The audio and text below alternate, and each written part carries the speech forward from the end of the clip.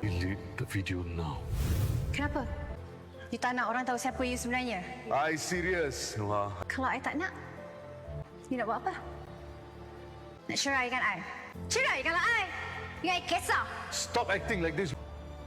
Tak matang langsung. You tu yang tak matang. Sekarang baru fikir nak malu. Baru you curang dengan I. Ada you fikir? I percaya dengan you.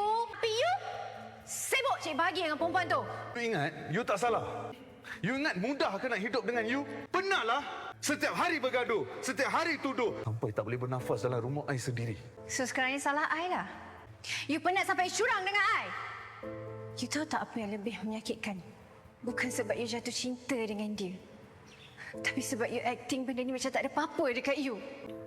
Kali terakhir, delete video tu. No.